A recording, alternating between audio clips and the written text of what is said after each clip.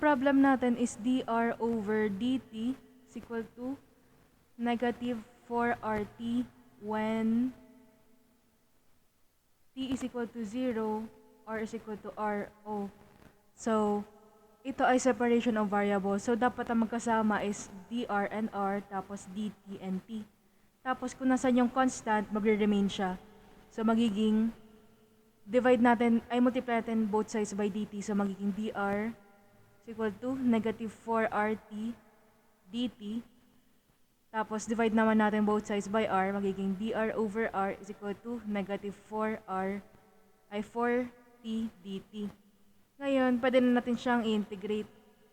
Magiging ng ln r is equal to negative 4t squared all over 2. Cancel natin to, magiging 2, negative 2. Ito magiging 1. So, magiging siyang ln r is equal to negative 2t squared plus c. Gawin natin dalawa as both, itong dalawang natin, magiging both powers of e. So, magiging e raised to ln r is equal to e raised to negative 2t squared plus c. So, itong dalawa, pwede natin ihiwalay as magiging siyang e ln r is equal to e raised to negative 2t squared times e raised to c. So, ang e raised to c, alam natin na c siya. So, palitan natin ng c. Magiging e ln r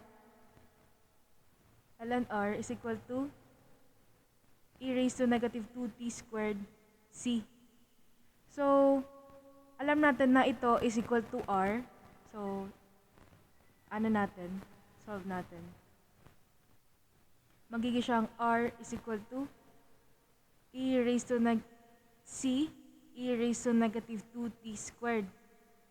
So, may conditions tayo.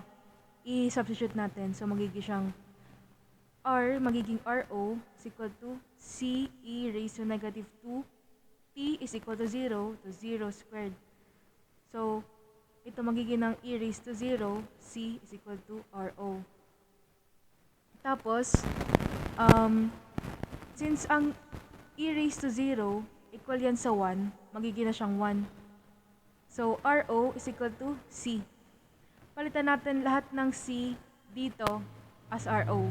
So, magiging siyang r is equal to ro e raised to negative 2t squared. So, yan na yung final answer. Ay, mali. Yan na yung final answer natin.